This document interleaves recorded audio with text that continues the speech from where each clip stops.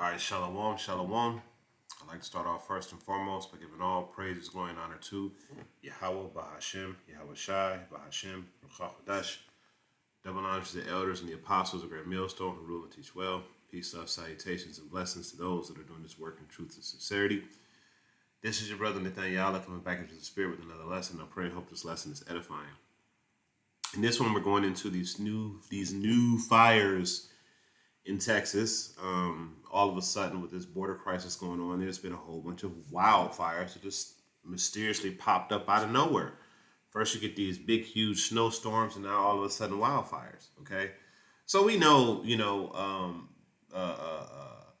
that Esau is afoot. Okay, we know Esau is afoot. We know that he's doing something because anytime you have a group of people that stand up against Esau Edom and say, "Hey, you know what? We don't want to have anything to do with this. We're against this," and you go against the narrative, then Esau, he makes you pay, and he tries to make it seem like it's just a natural disaster. Oh, like the same thing that happened in Maui. They didn't want to get over. They didn't want to come off their homes. They didn't want to sell their homes. They didn't want to capitulate to the 15-minute cities, and all of a sudden, the whole entire land was burned down. Well, you know what? We got a similar thing happening in Texas, and this is a similar thing that continues to happen. These wildfires just popping up out of nowhere, seemingly. But now we have evidence that Esau has a sky laser that he beams. He burns people's house down with the sky laser because one of the part of the and we're going to get into this part of the wildfires in Texas is that it's burning cars. The metal of the cars is melting. Now, what fire could burn that hot? What wildfire can burn that hot to where it starts to melt the metal of a car? Okay, that's extremely hot fire, almost like it's concentrated fire. Okay, so I'm gonna start off with a quick precept. This is 2 Corinthians 2:11. It says, "Least Satan should get an advantage of us, for we are not ignorant of his devices," and we're not. We know that Esau Edom is a one-trick pony. We know that Esau Edom he only can resort in the end to violence. Okay, so when you see something catastrophic happening, when you see things that never happened before all of a sudden happen, you can guarantee pretty much that it's Esau Edom's thumb on it that's causing all this to happen because he's a wicked man. Okay, and the only thing he knows how to do is to rape, rob, and deceive in order to get what he wants. Okay, he doesn't know how to be diplomatic at all. He'll try to play like he's being diplomatic, but at the end of the day, this man is not diplomatic at all. Okay. He's a fucking tyrant, is what he is. He's a fucking tyrant. All right. So let's go ahead and play this video, and then we're gonna bang out some more precepts. Down because of raging wildfires. Now, the fire nuclear weapons facility in the Texas Panhandle was shut down because of raging wildfires. Now, the fire is north of the plant, and emergency personnel are monitoring the situation right now. The United States nuclear arsenal is assembled and disassembled at Pantex, about 30 miles from Amarillo, and authorities say the fires, again, are getting dangerously close to that facility. They just completed a check 2 minutes ago, and all non-essential personnel are now off-site. Yeah, here's what it looks like tonight in the Panhandle. The winds kicked up, causing wildfires to explode. Evacuations are happening in multiple towns right now in that rural area, and we just got this new video in showing residents leaving Pampa. That's about an hour east of Amarillo. Now to a look at that overall area. We're going to go to another video that I had saved about this because it actually showed the it actually showed is this the right account? Let me switch accounts. Salakia, give me 1 second.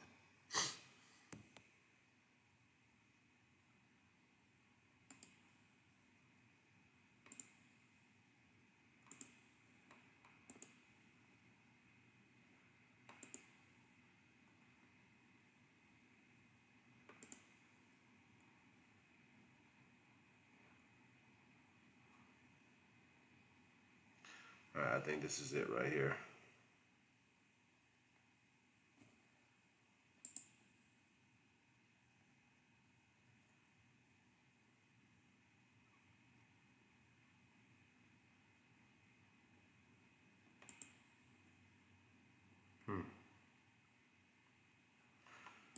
let's do this.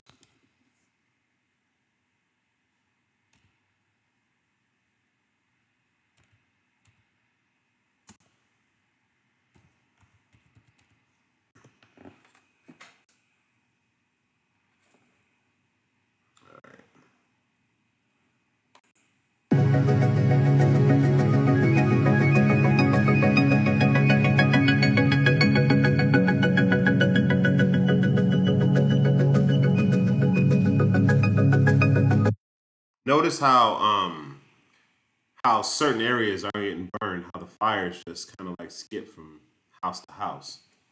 Kind of weird, right? And then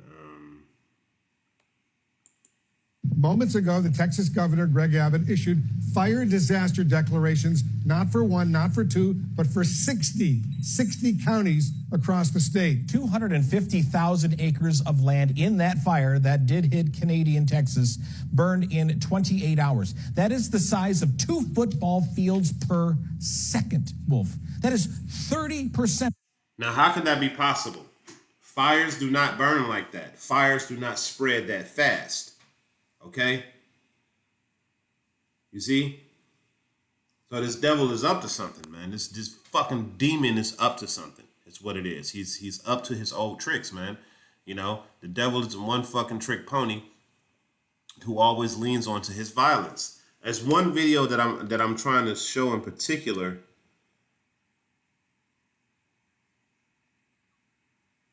If I can't find it, you know, just showing you how these wildfires are blazing all over Texas. Look at this. This is crazy. 1 million acres. Like, you see that? Like, it's just burning down random stuff. How are the trees still standing but the buildings are gone? Huh? How is that even possible? Because this is about the border crisis. They're sending a message to Texas. See, the governor of Texas knows what's going on. He just can't let the people know. But he knows that the Texas is being attacked, okay? Because this devil, you know, just because it's not a nuclear weapon or just because it's not a ICBM missile, you know, doesn't mean that they're not being attacked. This devil is using his sky laser to attack people. And even Joe Beasy, what did he say? He said their houses wasn't burned down because they had the right roof. Let me see if I can find that real quick.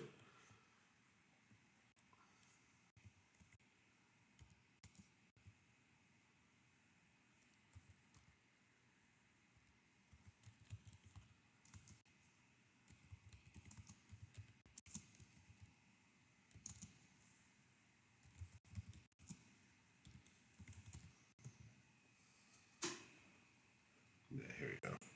Says we're going to keep help folks rebuild themselves in the wake of these disasters, and we rebuild to the standards that are up-to-date standards, building codes and the rest. Because a lot, if you fly over these areas that are burned to the ground, you'll see in the midst of 20 homes that are just totally destroyed, one home's sitting there because they have the right roof on it. You hear that? Anyway, What? You hear that? You hear this fucking devil? He says, you got all these homes burned down except this particular home because they have the right roof. What's the right roof? It's that blue color roof that reflects the laser. Okay? So if your roof color isn't blue or a certain type of blue, then your house is getting burned down when they send that thing through. So that just came out of the devil's mouth himself. All right? So this goes to show you that the things that are happening are not, they're not just, arbitrary. These things that are happening are not accidents. They're planned.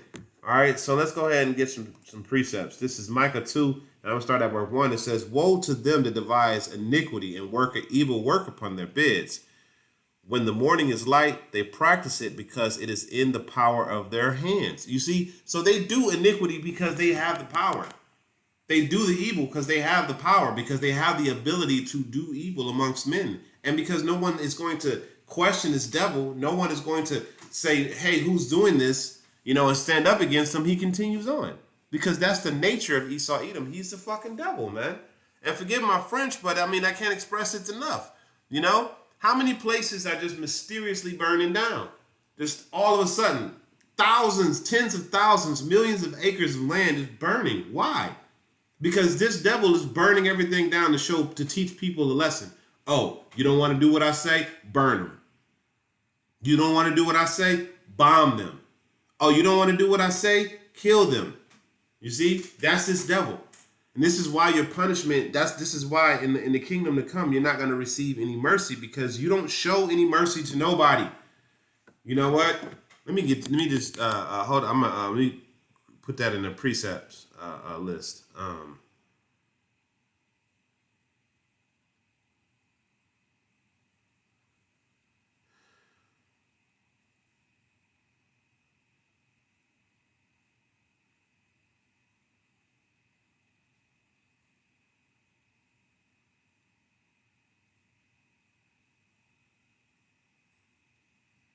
All right.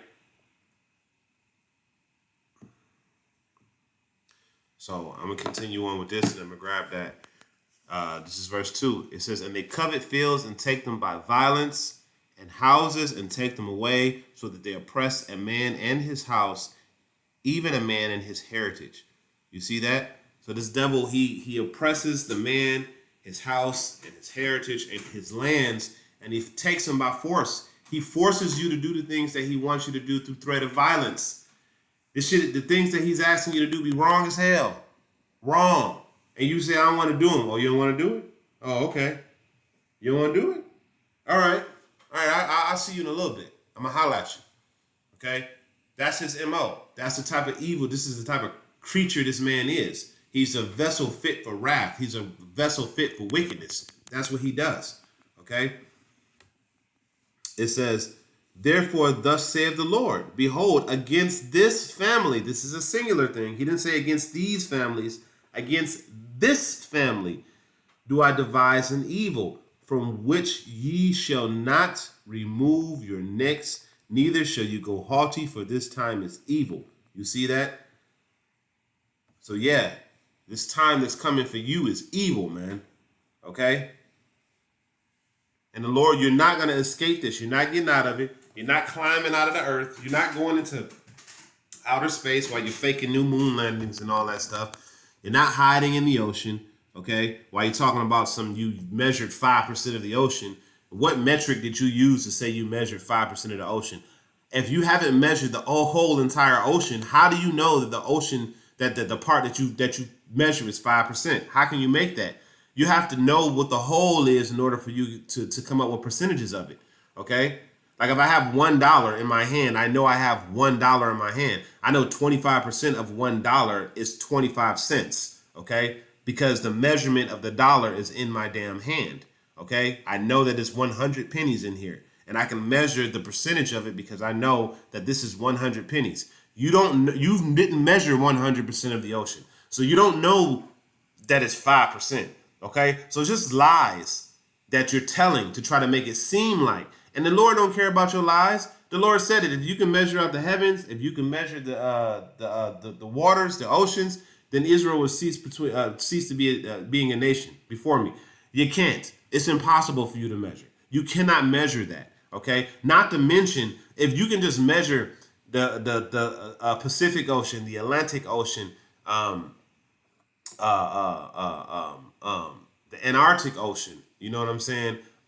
If you can measure the Gulf of Mexico, if you can measure all of these waters and measure the mileage and the width and all that, what about the depth? The depth. Can you measure the depth of the ocean? What about the waters underneath the ocean? Yeah, it's waters underneath those. Did you measure those? Huh? So you cannot measure these things, man. You cannot. You're trapped. Okay, you're trapped in the plan of Yahweh Shem Yahweh Shai, and there's no escaping it for you. Okay, verse 4 says, "In that day shall one take up a parable against you, and a lamentation with and lament with a doleful lamentation, and say, we be utterly spoiled. He have changed the portion of my people, how he have removed it from me." Okay. Turning away, he had divided our fields. Okay, this is going into Israel, but you get the point. You know, the Lord, you're not gonna remove. You're not getting out of this. Okay, So the next precept I'm gonna bring it out is James, because we gotta see James 2 and 3.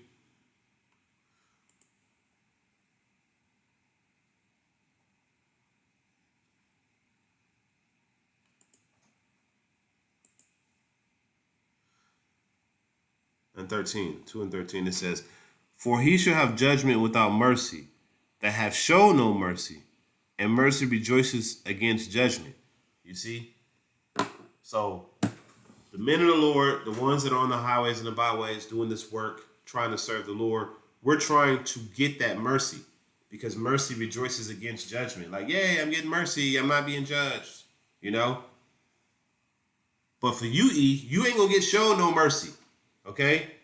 Because you don't show mercy. You're a wicked ass ruler, okay? You're a wicked ruler, man. This is Habakkuk 2, Habakkuk the 2nd chapter. And verse 4 says, "Behold, his soul which is lifted up is not upright in him, but the just shall live by his faith." Okay? So this devil, his soul that is lifted up in him is not upright. Okay? This is why he can't do things the right way, why he doesn't think in a straight line. All right? He's crooked. It says, "Yea, also, because he transgresses my wine, he is a proud man, neither keepeth at home." Okay? Always in everybody else's business. You're going to do what I say. Okay? Because he thinks that he's the Most High. So you're going to do what he says.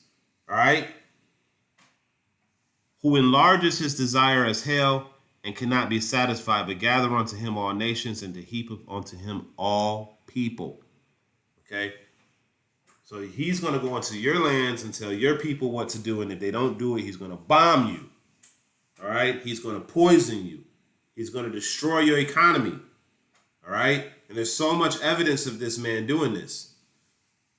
It says, verse 6, it says, "Shall not these take up a parable against him, and a taunting proverb against him, and say, Woe to him that increases that which is not his.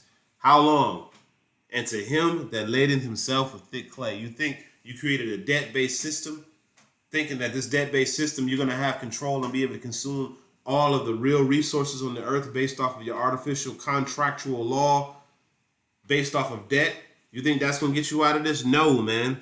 Okay?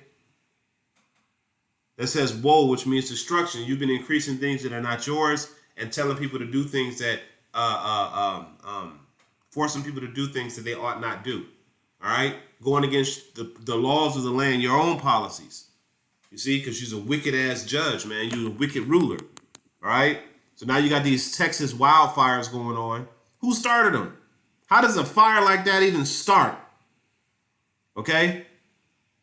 But as I said as I brought out at the beginning in 2 Corinthians, in the beginning of the video, we're not ignorant of your devices. We know who's doing this shit. Okay? It's Esau Edom. All right? And don't worry, your time is just about up. So with that, I'm going to end it off by giving all praise, glory, and honor to Yahweh Ba'ashem, Yahweh Shai, Ba'ashem Nekakadash. Double honor to the elders and the apostles of Great Millstone. To the next time, I say Shalom.